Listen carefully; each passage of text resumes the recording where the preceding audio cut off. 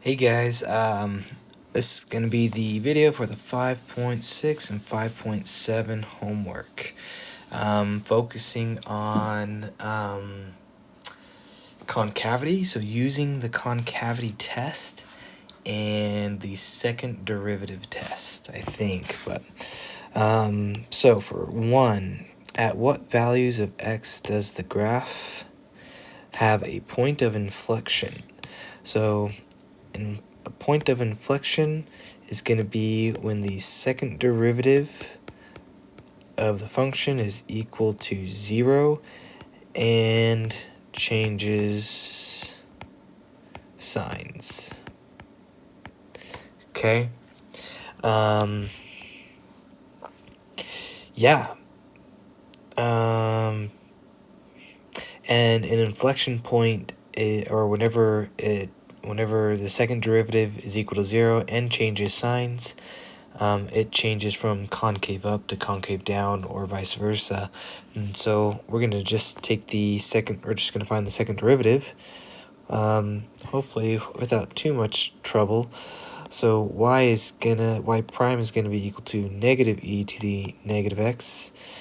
You know what I am going to do first, because this is going to require the product rule, and so is that right there. So I don't want to use two product rules.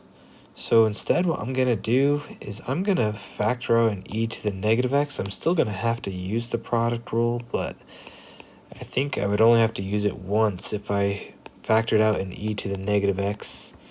1 plus 2x plus x squared. That looks a little bit nicer to me. So then when I do the derivative, so y prime is going to be equal to the first times the derivative of the second, and the derivative of this would be 0, 2, and 2x. So it would be 2 plus 2x. So I did the first times the derivative of the second plus the derivative of the first, which would be negative e to the negative x, times by the second, so plus 1 plus 2x plus x squared. Okay, and then I'm going to have to take the derivative again for the second derivative, and before I do that, I'm going to factor out e to the negative x again. So e to the negative x, I'm going to get 2 plus 2x. So this negative right here is going to have to distribute, so that's going to be minus 1 minus 2x minus x squared, and that's going to be equal to e to the negative x, and I can combine like terms in here. So that's going to be 1, and then we're going to have no 2x, and then minus x squared, I believe. This feels right, but it also feels wrong at the same time, which is kind of weird, but alright, so y double prime is equal to, we're going to take the derivative of this, again using the product rule. So we're going to do the first times the derivative of the second, which would just be negative 2x, plus the derivative of the first, times by the second. And I'm going to factor out an e to the negative x again, and I'm going to be left with the negative 2x here. I'm going to be left with negative 1 and plus x squared. So x squared minus 2x minus 1. Okay, oh my gosh, that was a crazy derivative. I hope it's right. Alright, alright. I remember seeing two problems like this when I was looking through some problems, and I saw this equation, and I'm like, that looks like the harder one to do, so I'll give you guys that to do. I didn't think it'd be that difficult, but alright, here we are. So, now when I set this equal to 0, so I have the second derivative, and I'm setting it equal to 0, to find when it is equal to 0, and then I'll see where it changes signs. But e to the negative x will never be equal to 0, so I just need to figure out where this is going to be equal to 0. And I think I can factor that. That's going to be x minus 1 and x minus 1, I believe, right? So x minus 1 and x minus 1. Okay. No. Are there two numbers that multiply to be -1 and add to be -2?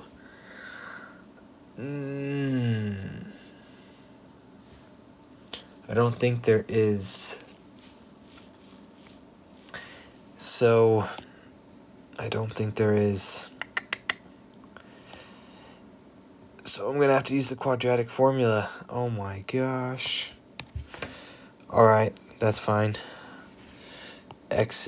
Just didn't think I'd have to use it. So x is equal to -b plus or minus the square root of b squared minus 4 times by a times by c all over 2a.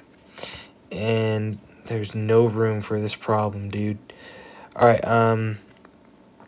so that's going to be equal to 2 plus or minus the square root 4, 1, and -1. When I multiply those together, that's just going to be plus 4, so I'm going to get 4 plus 4 all over 2. That's going to be equal to 2 plus or minus the square root of 8 over 2, which is equal to 2 plus or minus 2 root 2 over 2, which is going to be equal to 1 plus or minus root 2. Sweet. Now, I'm going to go ahead and just guess that it's going to be D, since those are that's the only answer that matches my zeros. So I'm pretty sure that's got to be D right there. Yep, it's got to be. Well, in any case, so what we would have to do if we were to follow through with this, we would create a line right here testing. This is the second... this is the concavity test that we're testing, so we would have 1 plus the square root of 2, and then we would have 1 minus the square root of 2, and we would test the value in between here. We would plug it into the second derivative, of course, but at what values of x does it have it? So these are where the points of inflection are occurring, and I'm guessing that they're changing signs depending on the answer. So, alright, there you go. Okay, thank goodness we got a calculator here. The second derivative of the function g is given here. At which values of x in this interval does the graph of g have a point of inflection where the concavity of the graph changes concave up to concave down? So I have the second derivative. We're going to graph it, and then we're going to see where the zeros are for the second derivative and see where it changes signs. So jumping in here, we're gonna we have x to the 5th, and then we have minus 2.2. We have x raised to the 4th, and then we're gonna do minus 6.61, and that's gonna be x raised to the 3rd, and then plus 8.602, and then we're gonna have x squared. And for my window, why don't I go ahead and adjust this to -3 to 4, and hopefully that's good enough right there. Okay, so we've got I'm looking at this right here, and the question wants to know at what values of x in this interval does the graph of g have a point of inflection where concavity changes from concave up to concave down. So that's going to be where f double prime of x changes from positive to negative, concave up to concave down. So it wants to know where this happens on this interval. So this is f double prime. So on the far left it's negative and goes positive, and then right at the origin it looks like it's positive, goes to 0 but stays positive, and then at that next intersection that's positive to negative. And so that's the value I want. So I'm gonna go to this right here, click enter. That's gonna be at x equals 1.1, and that's the only time where it's going to change from positive to negative there. So that's got to be A right there. Okay, the first derivative of the function h is given by h prime of x is equal to that. On which of the following intervals is the graph of h concave down? So that means when f double prime of x is less than 0, or negative, you can say. So let's go ahead and find the second derivative first. So that's going to be equal to 4x to the third minus 3x squared plus 1. Let's go ahead and put that into our graphing calculator. So it was 4x to the third minus 3x squared and plus 1. And is it asking for a particular window? No. First derivative, and which of the following is it concave down? Okay, so I'm just going to set my window to the standard window. Okay, and the question is concave down. So on what interval is it concave down? So on the left of that x-intersection, or that x-intercept rather, that's where it's at. So I'm going to go and find my zeros. So to the left, enter, to the right, enter, and at x equals negative 0.455. So negative infinity to negative 0.455, and that's going to be D. Okay. Alright, so most of those questions were dealing with the concavity test, which means you're just using the second derivative and finding the zeros of the second derivative to see where a function is concave up versus concave down. Alright, number 4, I think we're going to be switching gears and going to the second derivative test. Now that's very confusing. The concavity test uses the second derivative, but and you're trying to find parts of f that are concave down or concave up.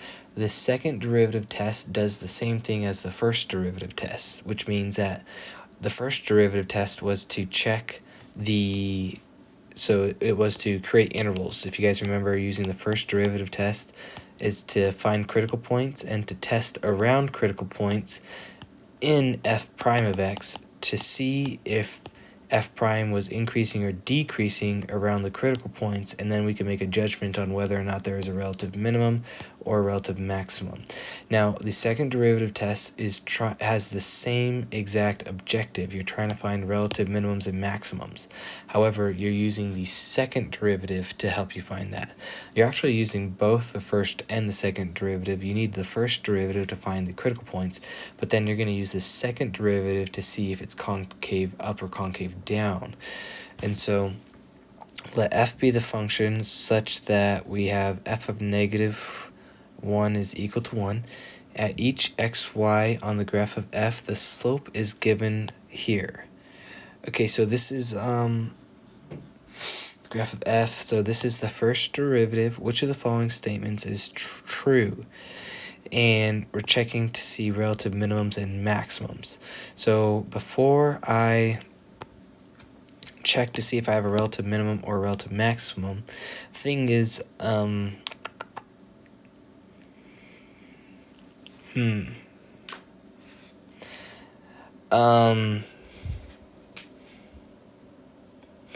I guess what I'm thinking, so this is at this point right here, but we need to, I guess this is saying that we need to know the critical points, right? So the critical point has to be when the first derivative equals 0. So when this is equal to 0, however, that's kind of difficult to solve for. And I don't think it wants us to solve for 0 when the first derivative is equal to 0, because we are given this point right here. So my assumption kind of is that this is the critical point, and I can test to make sure that this is the critical point by plugging this in, and if I get 0. So let's do that first. So if I plug in, so I have negative and then negative 1 squared minus negative 1 times by 1 plus 1 squared minus 1. This is going to be negative 1. That's going to become plus 1. That's going to be plus 1 and minus 1. And so that's going to be, negative 1 plus 1. That's going to be 0, and that's going to be 0 as well. So this is a critical point because this point makes the first derivative 0. And so, okay, good. That's a good thing because, setting that equal to 0 is just weird because we have both y and x. And so I'm glad that I was correct in assuming that. So this is a critical point. That's the critical point. And now let's go ahead and use the second derivative. And the reason why we wouldn't use the first derivative test here is because I would need to, so imagine that I have that number line, and we are saying that negative 1 is a critical point. However, our function, you can see that, not the function, the equation is defined implicitly, meaning that I need both an x and a y value. And so, yes, I could plug in a value for x to the left and to the right of negative 1 in here, but I wouldn't have its y value, which, if I plug in, I would also need the derivative though, which, yeah. I hope this is making sense. I don't have an x and a y value to plug in to find the derivative, which to find the derivative, I do need an x and a y value in this case because it's defined in terms of x and y. And so I think that's why it'd be better if we use the second derivative test because, because we have a point and then we just need to see if at this critical point it's equal to a negative or a positive. So let's find the second derivative. So second derivative is going to be equal to negative 2x.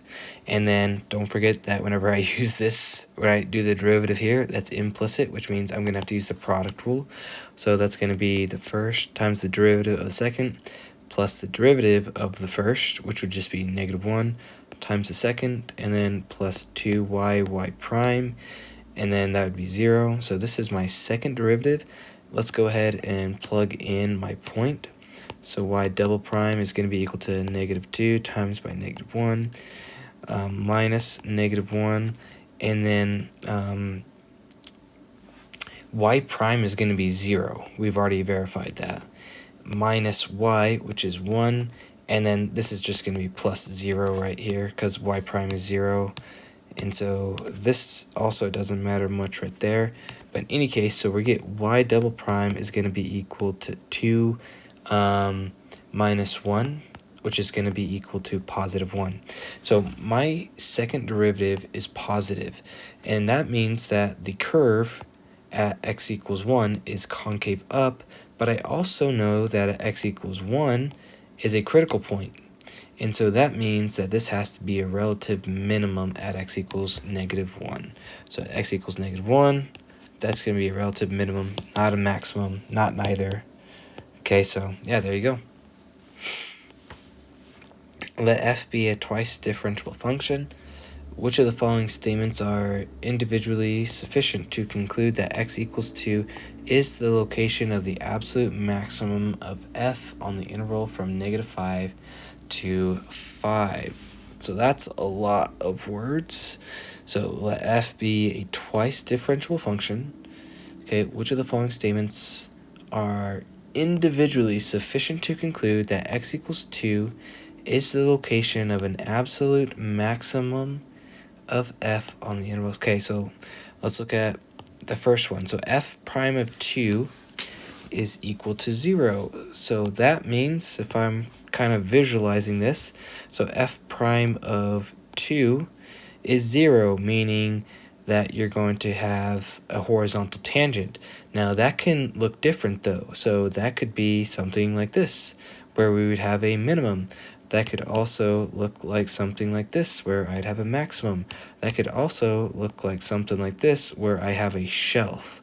And so it's sufficient to conclude that x equals 2 is the location of an absolute maximum.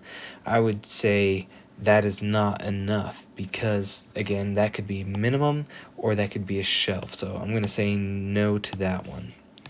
So I'm going to say no to that one.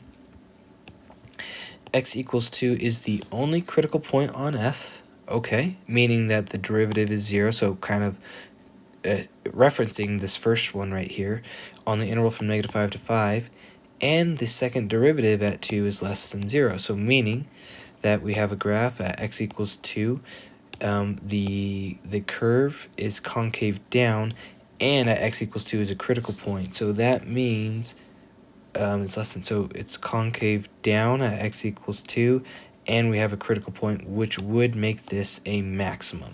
So I'm going to say yes to that one right there. That one would be sufficient to conclude that there is a maximum. And then the third point, x equals 2, is the only critical point, okay? And oh yeah, this one's using the first derivative test right here. So if you think about it, that we have right here, so again we can say that we got x equals 2 right here. We know that we have a critical point, meaning that the derivative is 0. It says f of -5 is less than f of 5, and that's going to be less than 2. So now f of 2, oh, wait a minute. Okay, these are, wait, that's not the first derivative test. But, well, okay, wait a minute. Let me think about this. So f of -5. So all the way over here, -5. It's, it's going to be less than f of 2. And then f of 5 is going to be over here, right? So this would be 5. And we're saying that the value at -5, this value is going to be less, okay, is going to be, this point right here is going to be less than f of 5,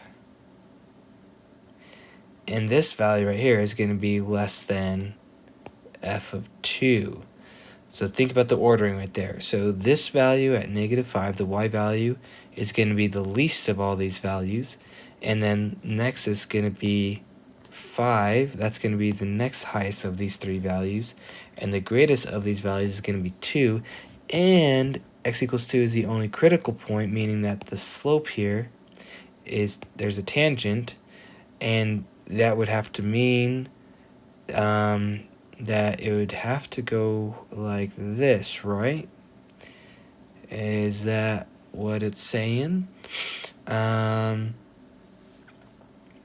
I think so. So the absolute maximum. Oh, this is using the candidates test. So we have a closed interval right here. We have a critical point in that closed interval.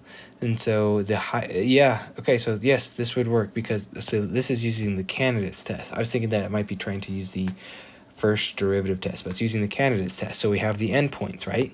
And we have the only critical point that's here. And if we test these critical points, or if we test the endpoints and the critical points, it says here that this is the largest of these three right here. So that would mean that this is an absolute maximum. Yes. Cool. I kind of ignored this part right here. I'm kind of seeing that I wish I didn't, because that's also kind of a reason as to why 2 is also gonna work, because these are endpoints, and not only is it gonna be okay, cool. So this should be D right there. Okay. For 6, let f be a twice differentiable function. Select values of f prime and f double prime are shown in the table above. Which of the following statements are true? F has neither a relative minimum nor a relative maximum at x equals 1. So we have second derivative. So f has neither a relative minimum nor a relative maximum at x equals 1. So let's look at x equals 1 for a second. So we see that the first derivative is 0, which means it's a critical point. And we see that the second derivative is negative. So that would mean that it's concave down, which would mean that this critical point is a relative maximum. So this is false. It's not neither. So I'm going to say no to that one. That's got to be false because it is a relative maximum there. 2, f has a relative maximum at x equals 1. Yeah. Yes, we just showed that. F has a relative maximum at x equals 4. So at x equals 4, looking here, it is a critical point, right? It is a critical point. F has a relative maximum, but the second derivative is positive, meaning it's concave up, which would mean that would make that a minimum, not a maximum. So not that one. So this should be 2 only. Okay. Okay, that's it for this.